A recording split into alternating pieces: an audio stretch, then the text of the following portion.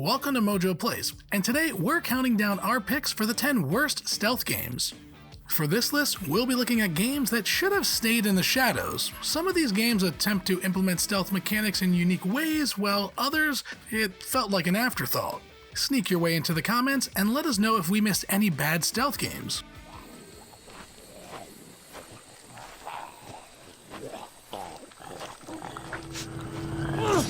Before we continue, we publish content all week long. Be sure to subscribe to our channel and ring the bell to be notified about our latest videos.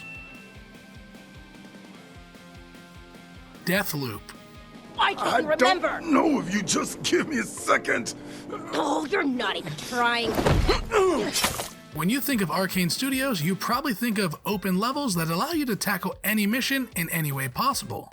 The Dishonored series practically made them the new kings of stealth. Sadly, Deathloop really didn't have any of that. While Deathloop may seem like an open level sandbox for players to sneak around in, it actually leaves much to be desired. For starters, the actual story of taking out all the visionaries can only be done in a certain manner. Not only is the story below par, but the stealth is too. You can try to sneak around the levels, but the game has so many areas full of poorly placed enemies that stealth isn't an option. Not only is the amount of enemies a problem, but losing your gear and abilities after you die becomes very tedious very quickly.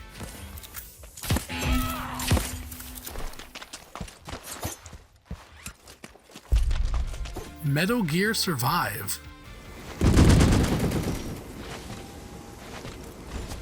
A spin-off of the classic tactical stealth action game Metal Gear Solid, Survive takes everything we love from the series and throws most of it out the window.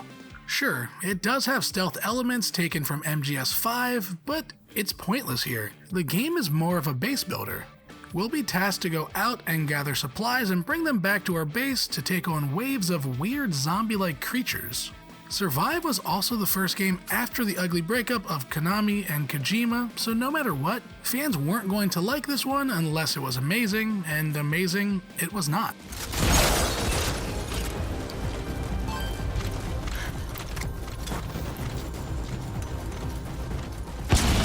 Call of Duty Modern Warfare 2. It's only him. 2.5 notches. Aim for the head.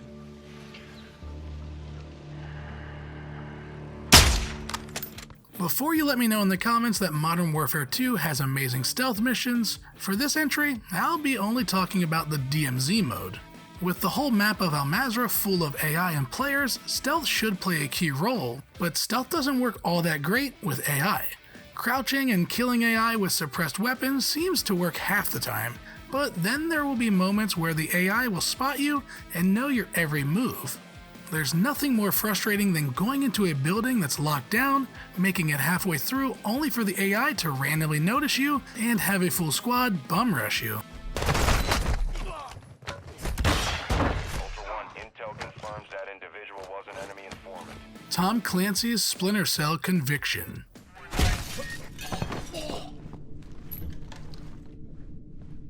Copy that. Another iconic stealth series with an entry that doesn't tackle stealth well at all.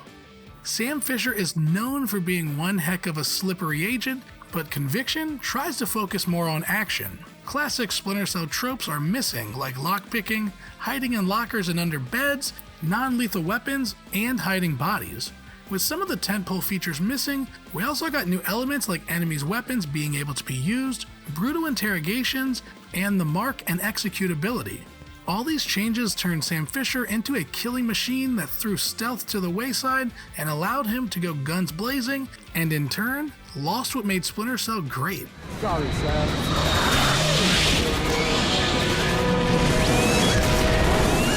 Sniper Ghost Warrior. Roger that, proceed. Be advised that scans show hostiles patrolling your area. Got that. Out.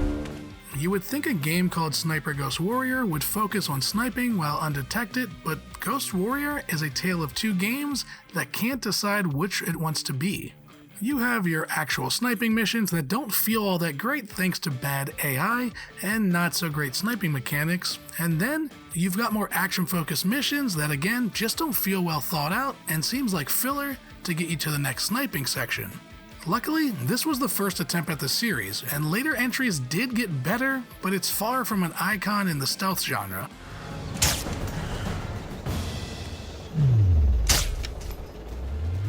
Tom Clancy's Ghost Recon Predator.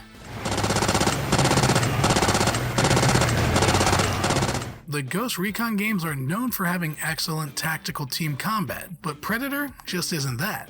Most Ghost Recon games have you strategically placing your squad in position to hide from enemies or to take them out in a stealthy manner. Predator still has the team, but lacks the stealth. You'll find yourself shooting enemies wildly more than setting up synchronized shots. It also doesn't help that maps are smaller and have you running into enemies more often than the classic titles.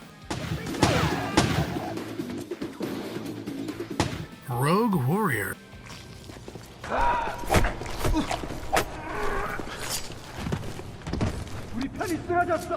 Not only a bad stealth game, but a bad game in general. Rogue Warrior has us going in solo to disrupt ballistic missile launchers. The key to stealth is being quiet, and our protagonist doesn't know how to keep his mouth shut.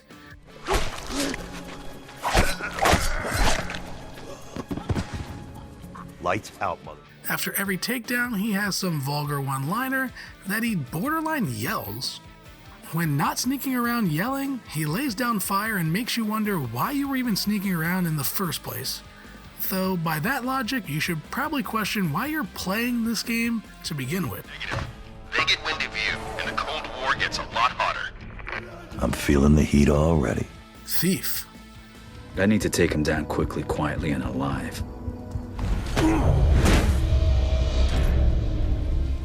Being a sequel to a cult classic franchise can be tricky, and Thief found that out the hard way. The first two games in the series did a great job making us feel like a master thief. Nothing felt quite as good as sneaking from one shadowy hallway to another, leading you to your loot. The early games were praised for their level design, but the 2014 reboot just couldn't live up to the standards set by its predecessors. Thief lost the immersion sim elements and gave us smaller levels that were linear, and was overall a disappointing venture for everyone involved. Come on, let's go down there. This will be fun. No. We're done here. Job's over. Hello Neighbor 2.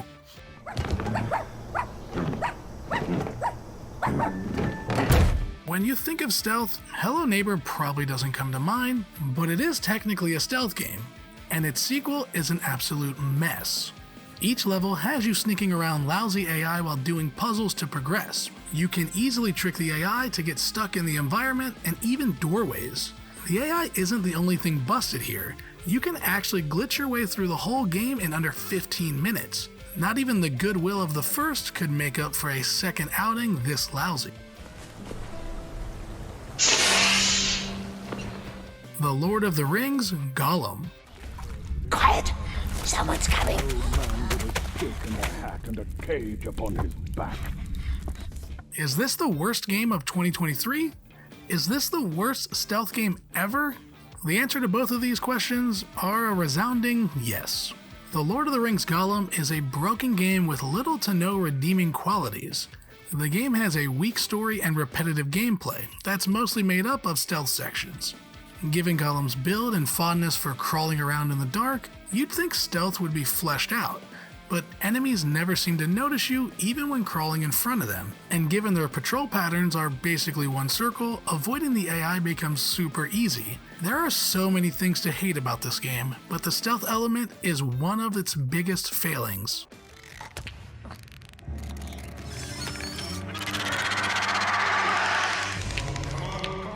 Did you enjoy this video? Check out some other clips from Mojo Plays, and be sure to subscribe and ring the bell to be notified about our latest videos.